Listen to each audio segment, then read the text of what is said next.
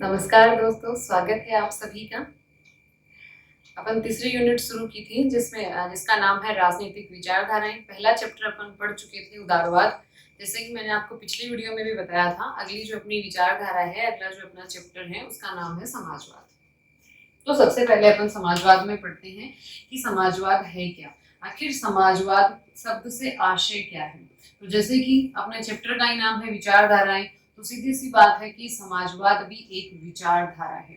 कैसी विचारधारा है ये? विचारधारा लोकतंत्रात्मक मानवीय मूल्यों को स्थापित करके एक लोक कल्याणकारी राज्य की स्थापना करने वाली विचारधारा है। इस विचारधारा का उद्देश्य जो है वो है शोषण रहित समता मूलक समाज की स्थापना।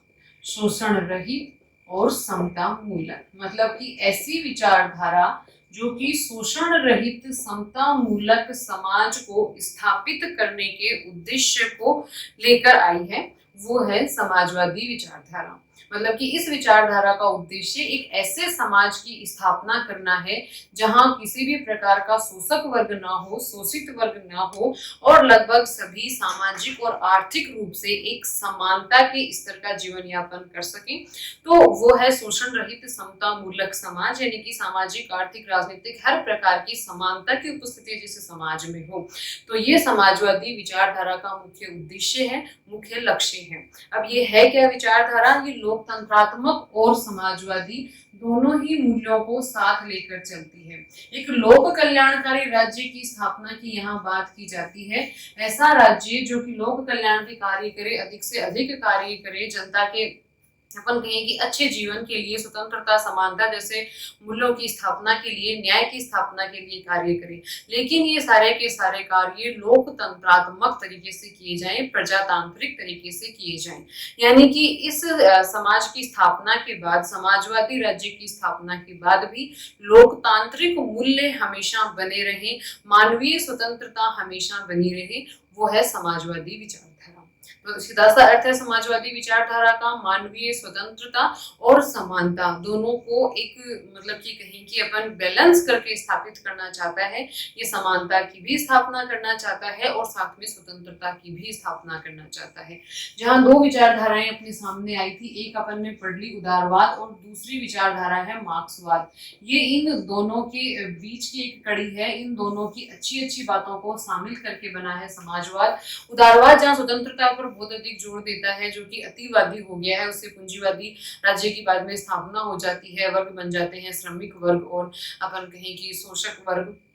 वहीं जो मार्क्सवाद है या फिर उसका दूसरा नाम अपन साम्यवाद भी बोल सकते हैं, तो साम्यवाद है वो समानता पर बहुत अधिक बल देता है और इसका भी कारण एक तानाशाही शासन का उदय आता है। सर्वहारी वर्ग है वो कहते हैं कि अपना एक शासन स्थापित कर देता है।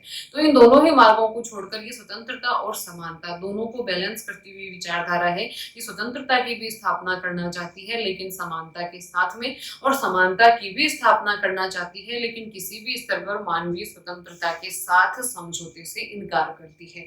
तो कहने का अर्थ मोटे मोटे शब्दों में विचारधारा समाजवाद एक विचारधारा है और इसका उद्देश्य समतामूलक शोषण रहित समाज की स्थापना है, लोकतांत्रिक मूल्यों पर आधारित है, समाजवादी राज्य की स्थापना करना चाहती है लेकिन लोकतांत्रिक मूल्य हमेशा बने रहने चाहिए। अब अपन आगे बढ़ते हैं, बात करते हैं इसके विकास की। तो इस विचारधारा का विकास कैसे हुआ? तो इस विचारधारा की विकास की अपन बात करें तो सबसे पहले अपन बात करते हैं प्राचीन काल की। प्राचीन काल में यूनान के स्टोइक दर्शन में समाजवादी विचारधारा की बात कही गई थी। यूनान के स्टोइक दर्शन में समाजवादी राज्य या समाजवादी मूल्यों की बात लगभग आती है। फिर उसके बाद में बात करते हैं अपन मध्य काल में। तो मध्य काल में भी यूटोपिया एक कृति है, उस कृति के अंदर और समाजवादी राज्य की बात हुई थी। फिर उसके बाद में 1789 में देश के अंदर एक बड़ी घटना अपन सभी जानते हैं, जो कि है फ्रांस की क्रांति। और फ्रांस की क्रांति ने इसको सबसे पहले एक कहीं की आधिकारिक रूप से जैसे स्थापित कर दिया विचारधारा को, क्योंकि फ्रांस की क्रांति का जो नारा था वो नारा था स्वतंत्रता, समानता और बंधुत्व। तो इस क्रांति के द्वारा एक तरह से ये विचारधारा है वो मुख्य रूप से आधिकारिक रूप से और स्थापित सी हो गई थी जैसे। फिर उसके बाद में मतलब कि अपन शुरुआत से अगर बात करते हैं तो आज की जो अपन देखते हैं समाजवादी विचारधारा आज के समय में जो हमारे सामने है वो अपन बात करेंगे इंग्लैंड की। इंग्लैंड में 16वीं शताब्दी में जो औद्योगिक क्रांति आई थी इंग्लैंड की, इसलिए अपन इंग्लैंड को और इसके समाजवाद की विचारधारा का जनक कहा जाता है।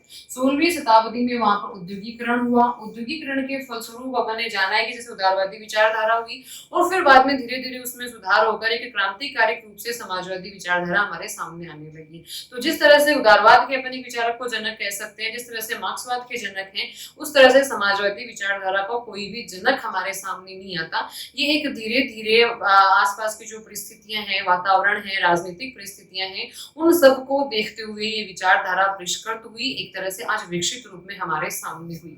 औद्योगिकरण वाली बात मैंने आपको बताई थी कि इसके बाद में उदारवाद जो विचारधारा थी, धार्मिक आंदोलनों के कारण, औद्योगिकरण के कारण उदारवाद अपने मतलब कि कहीं की एक मान्य विचारधारा के रूप में आने लगा, उसको अपनाया जाने लगा। और उदारवाद जैसे कि कहा था कि व्यक्ति की विवेकशीलता में भरोसा करता है, व्यक्ति की बौद्धिकता में भरोसा करता है, तो उदारवाद के फलस्वरूप स्वतंत्रता जो मानक है उसको बहुत अधिक स्थापित किया गया था। मनुष्यों को हर तरह की स्वतंत्रता प्रदान कर दी गई थी और खासकर अपन बात करें आर्थिक स्वतंत्रता की बहुत अधिक हानि यहाँ पर हुई थी, क्योंकि उसके कारण दो वर्ग उभर कर आ गए थे। एक तो था अमीर वर्ग और दूसरा था श्रमिक वर्ग। तो ये जो उद्योगपति वर्ग है, श्रमिक वर्ग है, बुजुर्गा वर्ग है, सर्वहारा वर्ग है, इन वर्गों की आपस में क्रांति की बात मार्क्सवाद करने लगे थे कि भाई सर्वहारा वर्ग है वो क्रांति करेगा और वो एक अधिनायकवादी शासन स्थापित कर लेगा। तो इन दोनों के बीच से निकलकर ये विचारधारा आती है जिसने आर्थिक समानता की बात कही, आर्थिक न्याय की बात कही, सामाजिक समानता की बात रखी और राजनीतिक समानता की बात रखी। तो इस तरह से इस विचारधारा का विकास हुआ। भारतीय समाजवादी विचारक में अपन मुख्य रूप से नाम ले सकते हैं पंडित जवाहरलाल नेहरू का। ये भारतीय विचारक हैं। दीनदयाल उपाध्याय का, सुभाष चंद्र बोस हैं, महात्मा गांधी हैं, ये सारे विचारक जो हैं भारतीय विचारक हैं समाजवादी विचारधारा के। इन्होंने भी अपने व्याख्यानों के माध्यम से, अपने लेखों के माध्यम से, अपने विचारों के माध्यम से इस विचारधारा के नए आयाम स्थापित किए, इसके अपन कहें कि नए मूल्य स्थापित किए। तो ये था अपनी समाजवादी विचारधारा का विकास के प्राचीन काल से मध्य काल से लेकर आधुनिक काल तक किस प्रकार से ये विचारधारा आज विकसित रूप में हमारे सामने आई। अब अपन करते हैं अपना अगला टॉपिक जो मैंने लिखा था यहाँ पर कि भारत में समाजवादी विचारधारा का विकास। तो अपने सिलेबस में भारत में समाजवादी विचारधारा के विकास पर कुछ ज्यादा लंबा चौड़ा नहीं है। भारत में समाजवाद का विकास अपने टॉपिक में कुछ ज्यादा लंबा चौड़ा नहीं है और अपने सिलेबस में अपनी जो राजस्थान बोर्ड में 12वीं की बुक चलती है मैं सिलेबस से बाहर नहीं जाना चाहूंगी। तो समाजवाद के विकास में दो ही बातों का उल्लेख किया गया है, एक तो 1929 के लाहौर अधिवेशन का और एक 1931 के कराची अधिवेशन का, जो कि कांग्रेस के अधिवेशन हुए थे, लाहौर अधिवेशन और कराची अधिवेशन। कांग्रेस के अधिवेशन थे यानी कि आजादी से पूर्व ही भारत में समाजवादी जो विचारधारा है, समाजवाद है, उसकी बात होने लगी थी, उस विचारधारा का आगमन हो गया था और विचारधारा पुष्पित पल्लवित हो रही थी। तो 1929 का लाहौर अधिवेशन हुआ था। उस लाहौर अधिवेशन में और जो कांग्रेस का जो वक्तव्य आया था उसमें ये आया था कि केवल जो भारत में गरीबी है उसका कारण विदेशी शासन ही नहीं है, अपितु समाज में फैली हुई आर्थिक सामाजिक असमानता भी है। तो हमें केवल विदेशी दास्ता से मुक्ति प्राप्त नहीं करनी, अपितु समाज में फैली हुई आर्थिक असमानता को भी समाप्त करना है।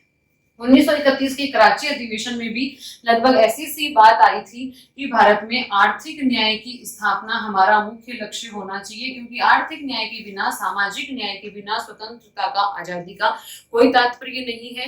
यानी कि भारत असलियत रूप में स्वतंत्र तब हो पाएगा जब वो समाज में आर्थिक न्याय की और सामाजिक न्याय की स्थापना कर लेगा।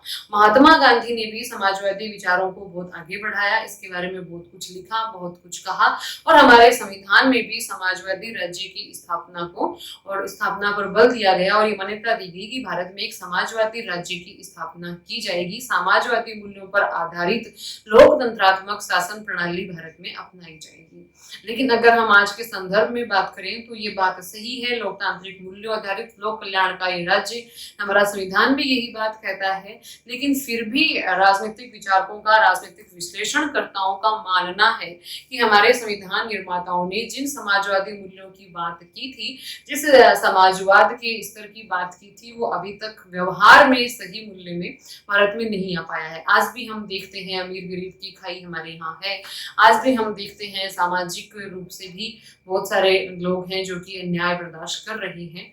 तो ठीक है, धीरे धीरे हम प्रयासरत हैं और उम्मीद है कि एक दिन हम वो लक्ष्य, वो उद्देश्य या कहेंगे वो मंजिल प्राप्त कर ही लेंगे।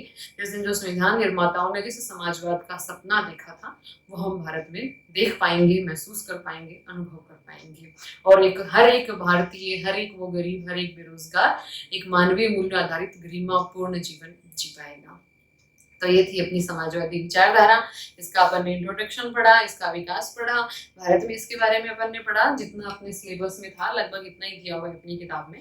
अब अगली वीडियो में अपन लेंगे समाजवाद के मुख्य अवयव, मुख्य तत्व।